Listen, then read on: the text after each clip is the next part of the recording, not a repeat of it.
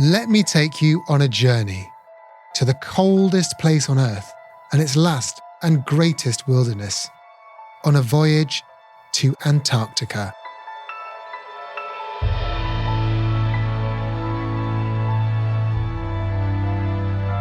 Hello and welcome to A Voyage to Antarctica, brought to you by the UK Antarctic Heritage Trust. I'm Alok Jha. The winter before Captain Scott's ill-fated attempt on the South Pole, his youngest team member, Apsley Cherry-Garrard, known as Cherry, set off across the ice in the deep Antarctic night.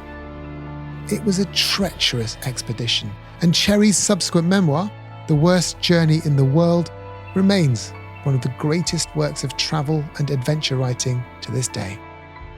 Here to tell me all about that gripping journey is Henrietta Hammant. Henrietta is an anthropologist specialising in the heroic age of Antarctic exploration. Her research considers how this era of Antarctic history is displayed in museums. She's worked across the UK and Canada, most notably at the Polar Museum in Cambridge. She's also recently submitted her PhD thesis at the University of Reading.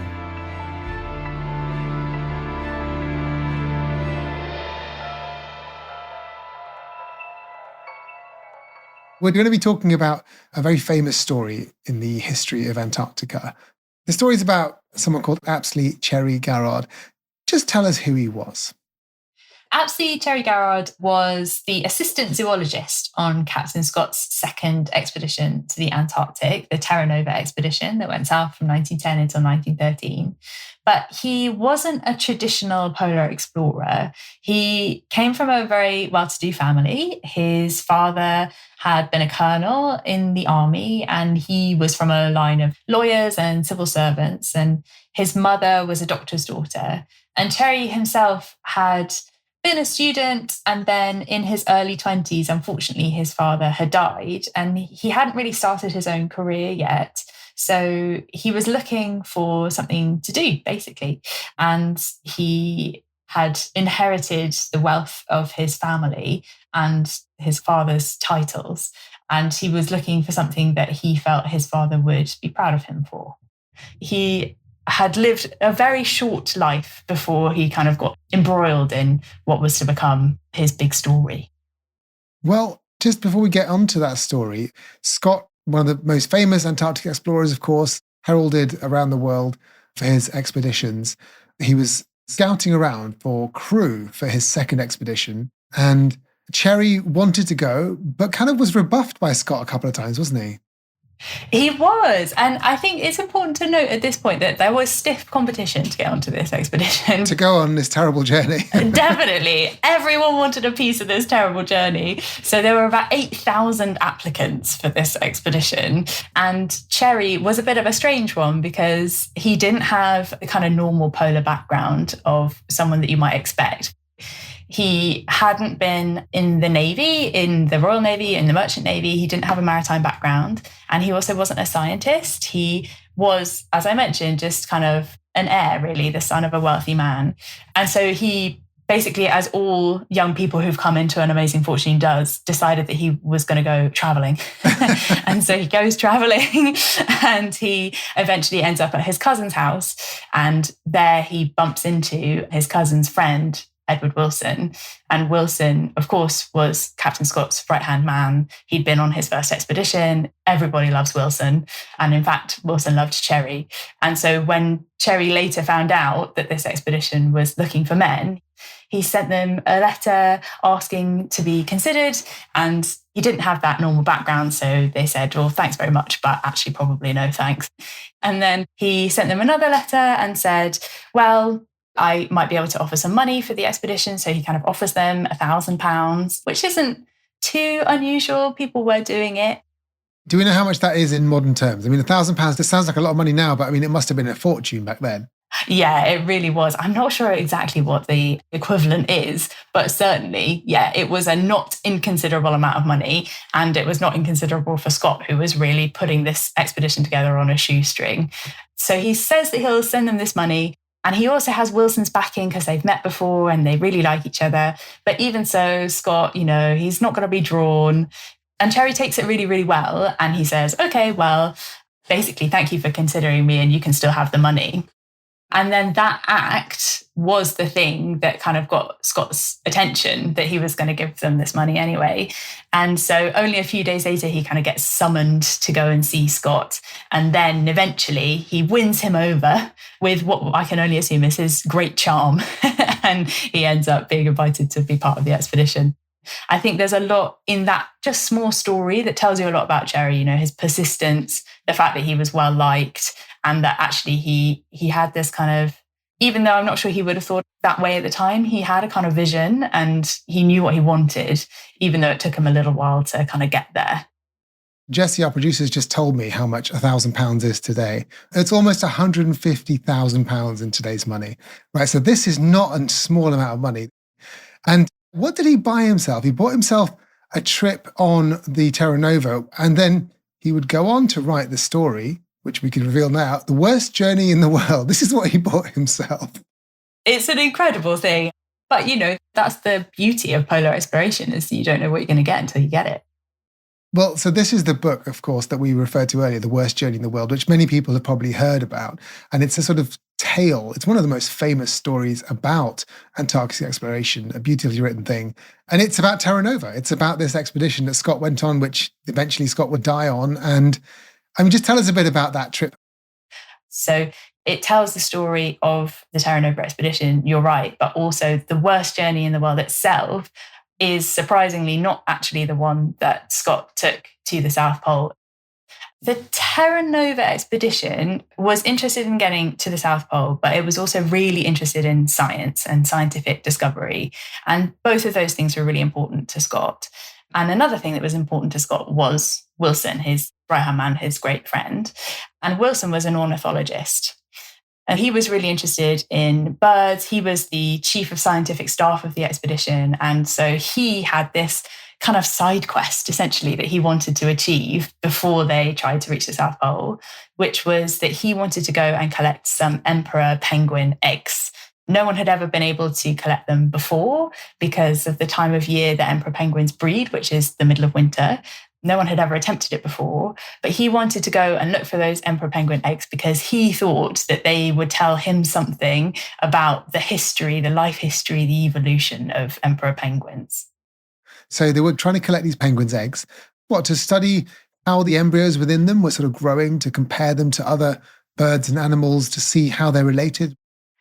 That's exactly it. It was all about embryology. So that's why it had to be the eggs, and it couldn't be chicks, it couldn't be adults, it had to be eggs before they'd hatched. Which made the project even harder. Exactly. No one had seen any emperor penguin eggs really that had been viable before. They only knew at this time of one emperor penguin rookery, kind of colony, Cape Crozier, and they discovered it during Scott's first Antarctic expedition. But when they first seen it, they'd only seen adults and chicks. So they knew that they were too late, even in the spring, to get the eggs. And the eggs, you're entirely right, were important because of the embryos. And so just to put this kind of in a bit of scientific context, in 1859, Darwin's Origin of Species was published, which kind of gave his idea about the theory of natural selection and the idea of evolution. And from that, Wilson was taking the idea that in studying embryos of emperor penguins in particular, he might be able to show that emperor penguins had essentially evolved from lizards, that they were connected to what we would now think of as dinosaurs. So he really felt that emperor penguins were the most primitive of the birds. That was quite key. He thought that they can't fly and they live this kind of horrible, hostile life in this horrible, hostile place. And so they must be one of the earliest forms of birds, one of the most primitive. And so they therefore would be the closest in evolutionary terms to lizards, to dinosaurs. So hopefully the plan was, in studying their embryos, they would be able to see almost like the missing link between those lizards and the emperor penguins. That was the plan. So what were the conditions like when they were trying to get these emperor penguin eggs, which had never been got before? What was his life like during that attempt to get those eggs? It was the middle of the polar night. They set off 5 days after midwinter, so it couldn't get darker. Sometimes they didn't see the moon, at all, and they really, really struggled. There are some really nice passages where he talks about kind of being led by the light of a single candle, and it just sounds impossible. And the thing is as well, Cherry had really, really bad eyesight, so bad that before he went away, basically the doctor said, well, look, he can go if he's willing to take the risk because his eyesight is so bad. So hang on, so he was following a candle, whatever distance away, with very little ability to even see it in the pitch black. How did he know which way to go? Well, I mean, you've got to remember that they did have a good sense of where Cape Crozier was. So it wasn't like they were kind of exploring entirely unknown territory. But essentially, yeah, they just really struggled. There's a really nice extract, actually, that I could read from The Worst Journey in the World to give you a sense of that kind of all-consuming darkness.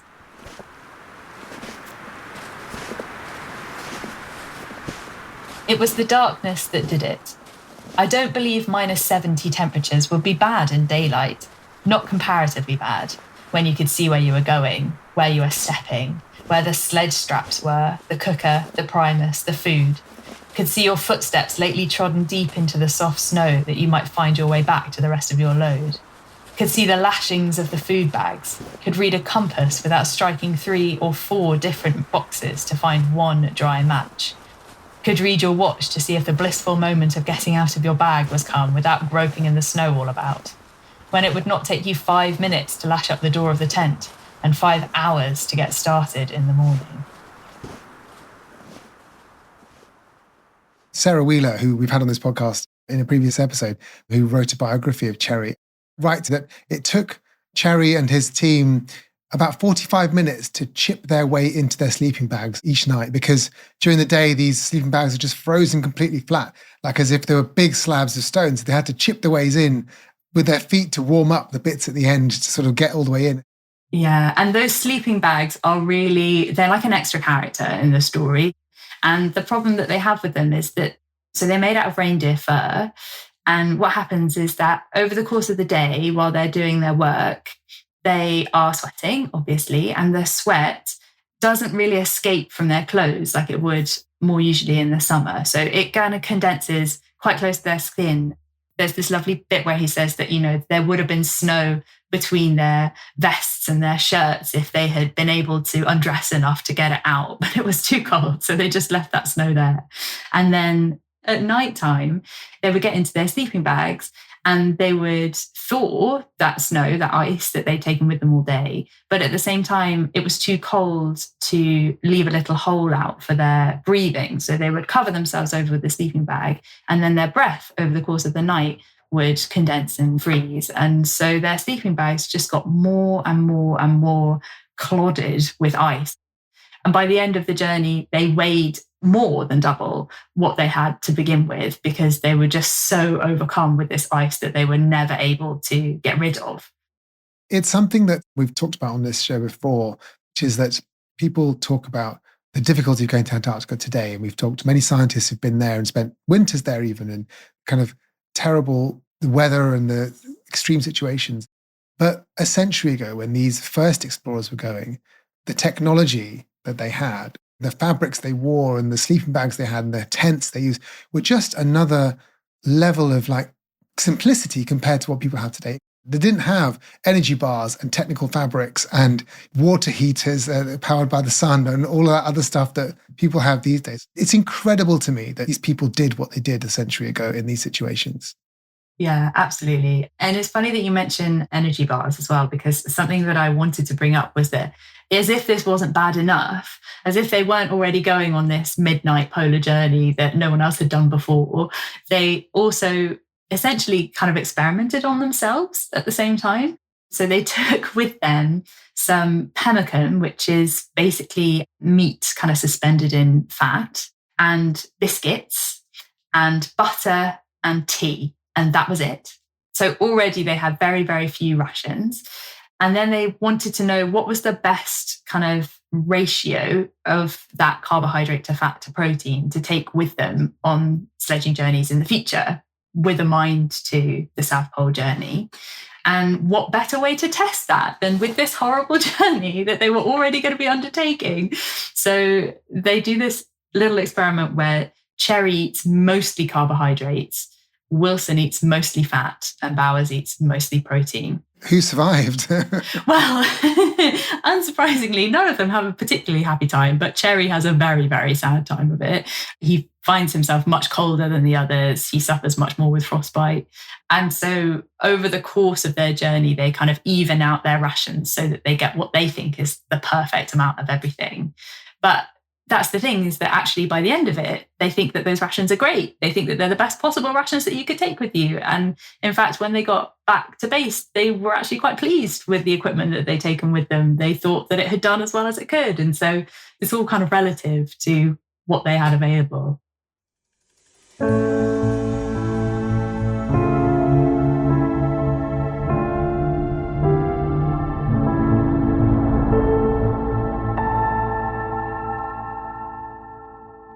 So they're on this terrible journey. They're doing experiments on each other. It's not just the sleeping bags that are causing them problems, of course. At one point, their tent blows away as well, as if to make things even worse. Yes. And this sounds impossible.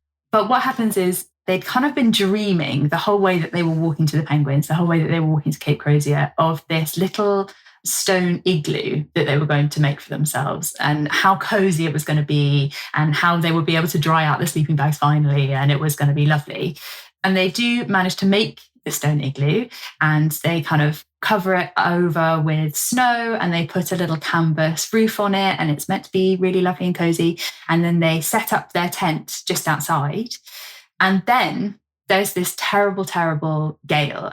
Actually, Cherry describes it as what he thinks was a hurricane, force wind.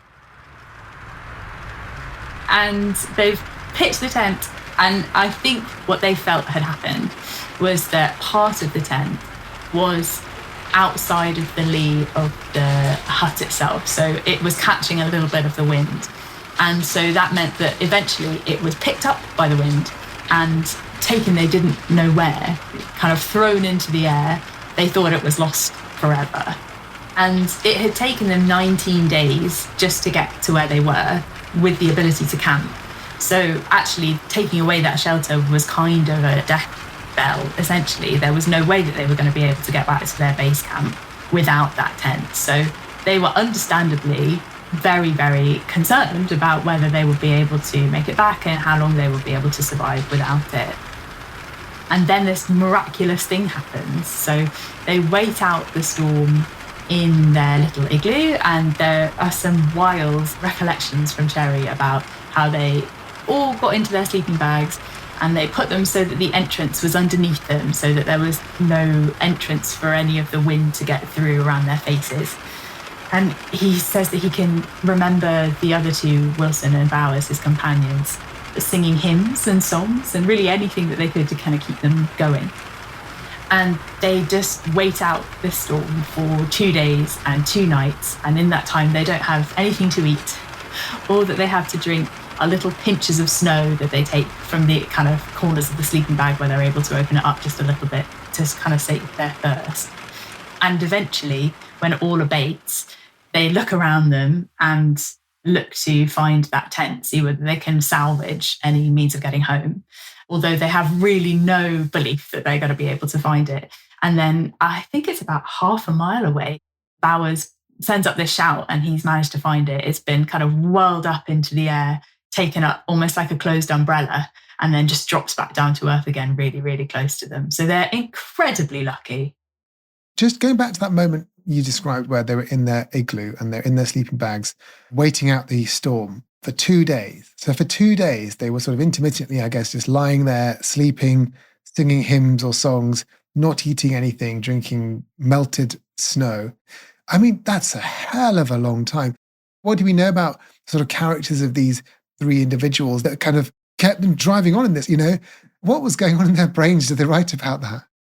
So that is something that Cherry notes in The Worst Journey in the World, that he has taken some notes of Bowers, who says that he decides to sing every song and hymn that he knows. And I think there's almost there's a feeling that it's all unsalvageable, but nobody really says it aloud. So there's a kind of, we're all right, actually, aren't we, keeping ourselves going kind of camaraderie to it. And I think that really is one of the most important things about The Worst Journey in the World, is that it is so much about human relationships and Cherry's friendships with those men. You know, it's one of those bonds that you make with someone where something so terrible happens that it's just a complete force forging a relationship. They've had such a horrible time, but all they have now is each other. And the only thing that they can do is try to keep each other going as best they can. I mean, I know the answer to this, of course, but I feel bad for asking. What happened to the eggs? Did they get the eggs? They did. They did get the eggs. It was very, very difficult, you'll be unsurprised to hear, to get those eggs. They had to climb down an ice cliff. There were many, many crevasses. It was extremely dangerous, but they did manage to collect 5 eggs, and they put them in their fur mittens, and then they tied them around their necks to keep them safe as they kind of scrambled back to their igloo. So this was before all of the drama with the igloo and the tent disappearing. But unfortunately, 2 of those 5 eggs are smashed. And then there's some question after everything that happened with the tent and they lost it. And Bowers says, well, are we going to go and try and get some more penguin eggs? And in the end, they say, look, enough is enough. We've got these 3. Let's just get home. There's no way that we'll be able to kind of add this extra bit of the journey on again. So then they walk back again with these 3 precious eggs, only 3. But that's an even harder journey, I'm assuming, because, you know, you're not only watching out for crevasses and other dangers under the ice and snow, which they had on the way there, and the darkness and all of that, but they've got 3 very delicate objects they've got to carry with them. Yeah, exactly. And, you know, when they set off, they were as fresh as they could be from leaving their relatively cozy base hut. And they had as much food and fuel as they were ever going to have. And then on the return journey, they had been really beaten and battered, and they were running perilously low on fuel as well. So it was a very different journey back again as well. Well, when they did get back, of course, the actual Terra Nova expedition had to continue, and Scott wanted to go to the South Pole. And Cherry actually went with Scott on that part of the expedition too. Just tell us about that.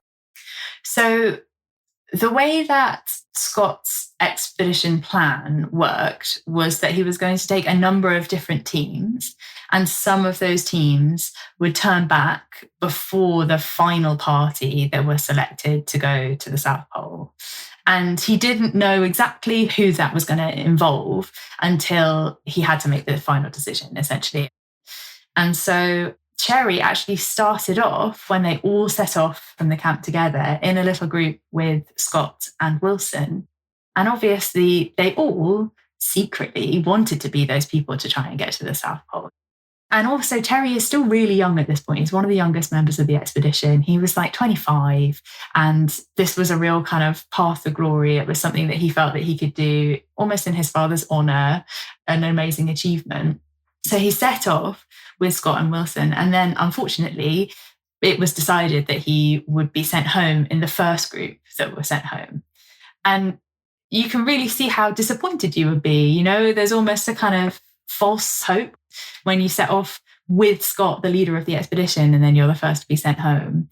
But I think something that Scott was probably thinking about, well, certainly thinking about at that moment, was which are the skills that he wants to take with him, but also which are the skills necessary to keep people at base. It's a kind of division of your team rather than just taking all the best people with you in a way. You need to send people home who are capable. There's also a suggestion that because he was so young, it was only kind of right that he wasn't one of the ones who were taken to the pole. But then Wilson and Bowers, these best friends who had been on the worst journey in the world with, are, of course, the ones who go to the pole with Scott. And then there is this great tragedy where all of those men who went with Scott to the pole, and Scott himself, all unfortunately die before they're able to make it back to base. Yeah, and it's Cherry that sort of locates their bodies, isn't it? It is. And Cherry has this other role to play as well. So as I mentioned, it's more complicated than just kind of walking straight to the pole and walking straight back again. There are quite a lot of logistics involved in these expeditions. And one of the things that was part of the plan was that there would be a resupply of rations and fuel to 1 ton depot, which is quite an important depot for Scott's journey out and his journey back again. And eventually Cherry is selected to be the person to do this resupply. And he takes a team of dogs with him and he goes to One Ton Depot and he spends 6 days waiting, kind of working out whether anyone is going to arrive, whether he's going to see anybody coming back. And his orders are not to tire out the dogs too much, not to waste the dogs that he has, and to bring them home safely. And also his companion, Dimitri, isn't doing very well. He's not very healthy. And so he decides that the best thing for them to do is to go back and to wait for the return of his friends. And it's a really sad thing because there's no suggestion that that was the wrong thing to do. He was following the orders that he had been given. He was following the plan that had been laid out.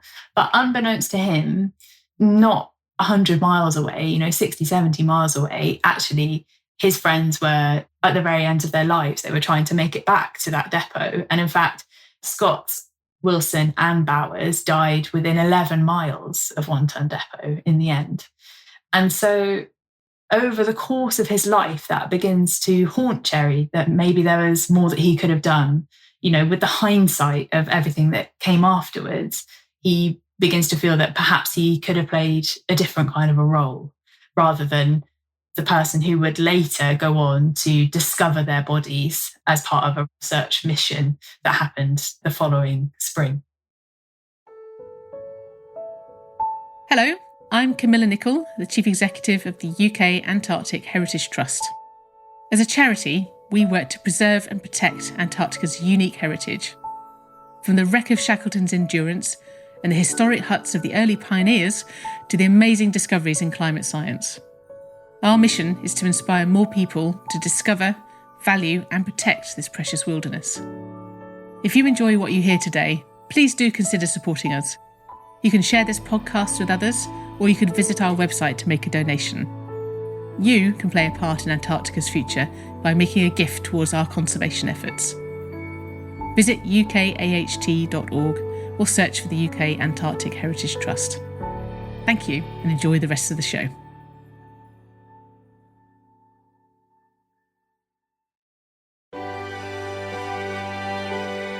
Discover awe-inspiring Antarctica with HX Hurtigruten Expeditions.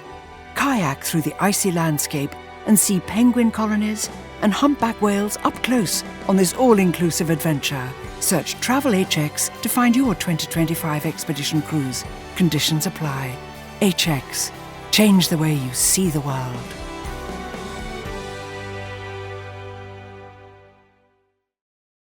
I mean, we know what happened to Scott and to Wilson and to Bowers, unfortunately. And it's one of the great tragedies of that age of Antarctic exploration. I mean, Cherry did make it back to England with the eggs. He brought back the eggs. What happened to those eggs? So immediately in the worst journey in the world, immediately Cherry writes about coming back to base. He then goes straight on to say, okay, well, what happened to these eggs? And he took them in 1913 to the Natural History Museum in London. And he writes this lovely, lovely piece. He calls it a dramatisation of exactly what was said and how he was treated. So he goes to the Natural History Museum and he has this interaction and they say, who are you? What do you want? This ain't no egg shop. What call have you to come meddling with our eggs? Do you want me to put the police onto you? Is it the crocodile's eggs you're after? I don't know nothing about no eggs.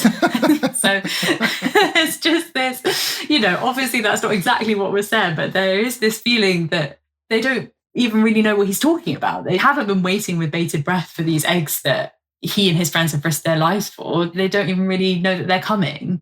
And then he makes note that he isn't thanked for bringing them. And you can really feel how upset he is with the way that he was treated. He asks for a receipt and then he ends up essentially sitting outside this museum curator's office for a long, long time, just waiting for someone to give him a receipt that they've received the eggs. And then he goes back with Scott's own sister a while after. and asks after the eggs and is kind of met with oh, what eggs? They don't exist, kind of very upsetting response, and needs to kind of chase them up again. So actually, nobody really looks at these eggs for a really, really long time. In fact, nobody studies them for 21 years after they are delivered. What did people learn from those eggs eventually when they were studied, like in the 1930s then? So unfortunately, what happens is that... Don't tell me the eggs get broken. No, don't tell me. They don't get broken. They don't get broken. And actually, they are originally given to a professor to study, and he does prepare the slides of the embryos, but he himself dies before he's able to study them. And that's part of the reason why it takes such a long time to get to them. But eventually, they are given to a professor at the University of Edinburgh. And by then, they've kind of discredited the idea that embryology is helpful for learning about evolution. And so they're just not really helpful for what Wilson thought they would be helpful for, which sounds very sad. But I wonder whether actually Wilson would be kind of satisfied with that. You know, he was about the science. He was interested in getting things right. And yes, they maybe didn't fulfill the purpose that he was expecting them to, but that was also a result. You know, sometimes a negative finding is still a finding. But I guess it's still amazing that the eggs came back, and one hopes those slides still exist and that people can see, after having read the story and understanding the trials and tribulations that the men went through to get them, gives just these objects a bit more of a meaning, I suppose, doesn't it? Absolutely. And also, some of the specimens, emperor penguin specimens, that were brought back by that expedition were later used as a baseline for an experiment in the 1960s that proved that the chemical DDT was newly present in Antarctica. So again, you just don't know what kind of scientific discoveries your work will enable in the future. When did Cherry end up writing the book, The Worst Journey in the World? I mean, it's famous now, but I mean, when did he start thinking about it? And how was it received when it came out? He started to think about it soon after the expedition returned. It was going to be Scott's responsibility to write essentially an official report of the expedition, but obviously after his death in the Antarctic, that was impossible. And so the committee that managed the expedition was looking for someone else who could write it, and they asked Cherry, and he was delighted to be asked. He was beginning to write something that was almost a manual for kind of future polar explorers. And then in 1914, the First World War began and he went off to war, but he was invalided home in 1915. And from then he kind of decided that actually he didn't want to write that very formal kind of official report, and he wanted to write something a little bit different. His neighbour actually was George Bernard Shaw, the very famous author, and he really credits him with teaching him how to write, essentially. And so you can really feel that there's almost a more kind of fictional bent to the story. It's all true, but it's written in a way that reads like a novel, like some kind of thriller or something. That's like kind of an amazing pacing story that kind of keeps you reading. And that is exactly how it was received. It was received very, very well right from the very beginning. The London Evening Standard called it the most wonderful story in the world. And I think that it's this amazing book full of description and detail and emotion. And those things are not necessarily standard in writing at this time. We talk about it as kind of an amazing travel book, a travel story, but he really kind of pioneered this way of writing about these expeditions. So what happens to Cherry next? How did he reflect on his experience in Antarctica? It's a really sad thing because he definitely, as a man, had this anxious side to his personality. And obviously that was not helped by this terrible journey and then being sent off to war almost immediately upon his return.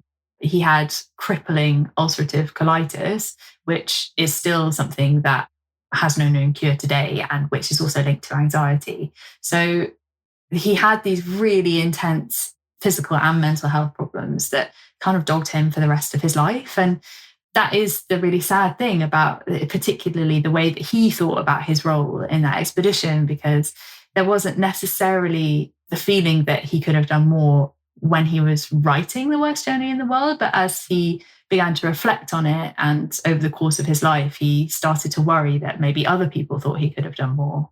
And, the friends that he had made, the best friends that he had made on that expedition were not there to comfort him and to share in the memories that he had. And I think that meant that he was quite isolated in some ways because he was the only one who remembered some of these stories anyway.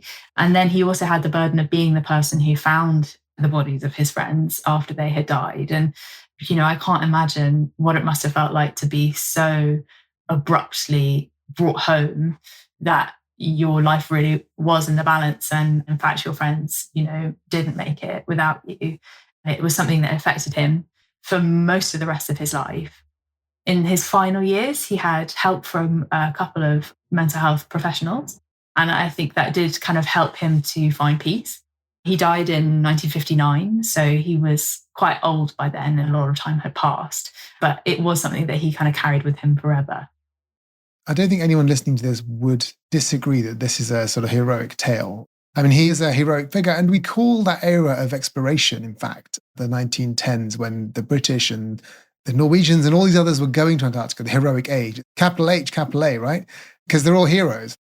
I just wonder what your work in this area tells us about the sort of labels we use for these people. I mean, they're clearly heroic, but do you see them as heroes? Oh, that's a really good question. I think the thing that I have found in my research is that the idea of a hero, there's like two tracks to it. So on the one hand, there are these things that we think about as always heroic, these heroic qualities that we always go back to. So you mentioned a lot of them, people who are courageous, people who can do things that we don't feel that we can do ourselves. And in some senses, those qualities kind of exist through time. But on the other hand, also what it is to be heroic is very dependent on the people doing the looking at the heroes. And that's really clear sometimes in the way that we talk about Captain Scott. So he was really held up as an example of a kind of heroic patriot, particularly in the First World War. He was someone that people really looked to when they went off to war, as someone they could kind of admire. But over time, we've begun to question the way that he worked, his leadership style, and we think of him as less and less heroic. So there's this kind of duality to the way that we think about heroes, which I think is really interesting. But that means that essentially, there is a kind of relationality in the way that you can't be a hero on your own. You need to have a connection to somebody else. And Cherry really has that through this book. He creates a connection with all of us in a way that makes it very easy for us to think of him as a heroic figure, because you really get an insight into what he's thinking. So heroicness, if that's the word, is not just about the actions you do, but it's about your actions in relation to other people. But also, I suppose, the projection that people like you and me listening to these stories have. Do we project heroicness onto them because of what our own impressions of that sort of behavior are, basically? Absolutely. And that really can change over time. And that is something, as I mentioned, that, we can see really well with Scott. And must change as the decades go on, right? Yeah, completely. And the things that society finds valuable also shape the things that we're looking for when we're wanting to call somebody a hero. So I think that we will see a bit of a revival for Scott in the not too distant future because of all of the scientific work that he did on his explorations. And now that's something that we as a society really value as we think about the way that our climate is changing and the world that we live in, and how that is different to how it was, when they were going on these expeditions in the 1910s. Do you think Cherry's a hero? I don't know. It's difficult when you think about heroism as much as I have to kind of call anyone a hero. I only ask, I suppose, because the basic assumption is that he is, right?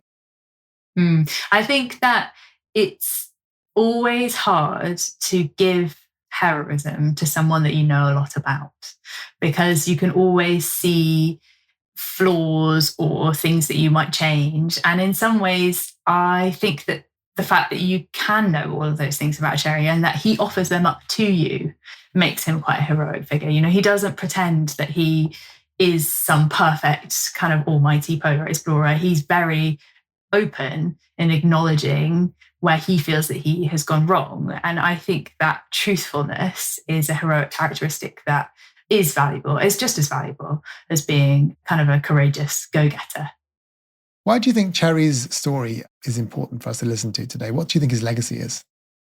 As well as it being this kind of gripping book and this fantastically well told story, I think it is that hopefulness that he gives us. These horrible, horrible things happened to him, but in the end, he still wrote honestly and generously about his friends and the experiences that he had. And it makes you feel that things, even when they look terrible, can actually end up, better than you expected. The very last line of the book is, if you march your winter journeys, you will have your reward, so long as all you want is a penguin's egg. And it's such a small thing, but almost... There's a bit of humour in there as well. Yeah, almost in that acknowledgement that actually, maybe all you can hope for is small things. There is a hopefulness that is something we can all attain. I think he's a very hopeful and quietly positive writer, even though he himself seems to be enormously pessimistic. This is a question we ask all our interviewees, Henrietta. I was wondering, why does Antarctica matter to you? I think that Antarctica matters to me because it challenges us to be the best version of ourselves and to work together. And as an anthropologist, the Antarctic is a slightly strange place to be interested in because there is no indigenous population of people in the Antarctic.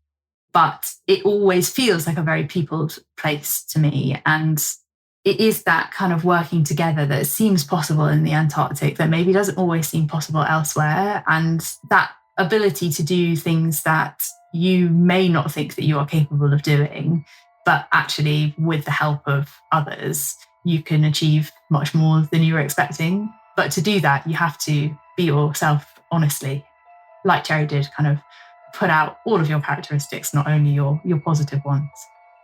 Henrietta, that's been a fascinating conversation. Thank you so much for your time today.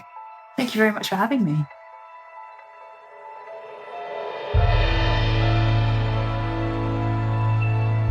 Thank you for listening.